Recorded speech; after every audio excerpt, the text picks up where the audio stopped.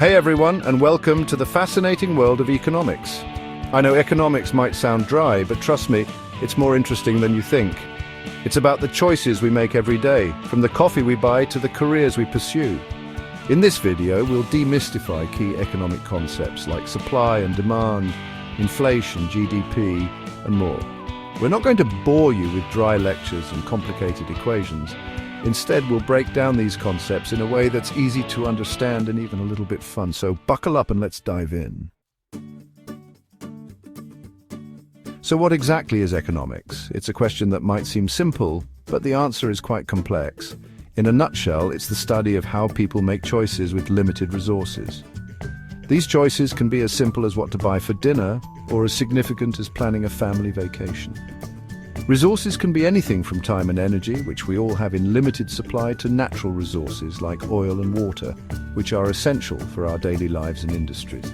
We have unlimited wants and needs, but our resources are finite, forcing us to make choices. This scarcity is a fundamental concept in economics. Economics is about how we navigate those choices, both individually and as a society. It examines how we allocate our resources to meet our needs and desires. Every day you're making economic decisions, whether you realize it or not. From choosing what to eat for lunch to deciding on a major purchase. Do you buy that new video game that just came out, or save up for a car that you've been eyeing for months? These choices contribute to the larger economic landscape, influencing supply and demand and ultimately the market. Economics helps us understand why we make these choices and the trade-offs involved, and how they impact others in our community and beyond. It's about understanding the forces that drive markets, influence prices, and affect our daily lives, from the stock market to the local farmers market. So, yeah, economics is kind of a big deal. It shapes our world in more ways than we often realize. Let's talk about two of the biggest players in the economic game: supply and demand. These two forces are like the yin and yang of economics, constantly interacting and balancing each other out. These forces interact to determine the prices of goods and services in the market. When supply and demand are in harmony, the market is stable, but when they are out of sync, prices can fluctuate wildly. Think of supply as the amount of pizza at a party. The more pizza there is, the more everyone can enjoy. If there's a ton of pizza, everyone can have a few slices and no one is fighting over the last piece. This abundance keeps everyone happy and satisfied. Demand is how much people want that pizza. It's the craving and desire that drives people to line up for a slice. If everyone is starving and pizza is the only thing on the menu, demand is high. People will do almost anything to get a slice. If there's only one pizza but everyone is hungry, demand is high but supply is low, driving the price up. This scarcity makes each slice more valuable. Conversely, if there are 10 pizzas but only 2 hungry people, demand is low and supply is high, lowering the price. In this case, there's more than enough to go around, so the value of each slice drops. This push and pull between supply and demand determines the price of everything from pizza to cars to healthcare. It's a fundamental concept that affects every aspect of our daily lives. It's the invisible hand that guides the market, making sure that resources are allocated efficiently. Understanding supply and demand is key to understanding how prices fluctuate and how markets operate. It's the foundation of economic theory and a crucial part of financial literacy. Let's talk about a word that strikes fear into the hearts of consumers: inflation. In simple terms, inflation is a rise in the general price level of goods and services over time. Imagine your usual latte suddenly costs more each time you visit the coffee shop. That, my friends, is inflation in action. A little bit of inflation is normal and expected in a healthy economy, but when inflation gets out of control, it can erode the purchasing power of your money. Economists and policymakers watch inflation closely because it can significantly impact economic growth and stability. Now let's talk about how we measure the size and health of an economy: gross domestic product, or GDP. GDP is like the economic report card for a country. It's the total value of all goods and services produced within a country's borders over a specific period. Think of it like this. If a country were a bakery, GDP would be the total value of all the cakes, cookies, and bread it produced in a year.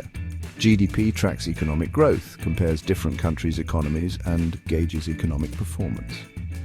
A rising GDP generally indicates a healthy economy, while a shrinking GDP can be a sign of trouble. Of course, GDP isn't a perfect measure of economic well-being, but it's still a useful tool for understanding the overall health of an economy. Let's talk about interest rates. An interest rate is the cost of borrowing money. When you take out a loan, you have to pay back the original amount plus interest. Think of interest like a rental fee for money. The higher the interest rate, the more expensive it is to borrow money. Conversely, low interest rates make borrowing cheaper and can encourage spending and investment. Interest rates are determined by factors like inflation, government policy, and the overall health of the economy. Central banks, like the Federal Reserve, play a big role in setting interest rates to influence economic activity. Understanding interest rates is crucial for anyone thinking about taking out a loan or investing their money. Let's talk about the unemployment rate. The unemployment rate is the percentage of the labor force actively looking for work but unable to find it.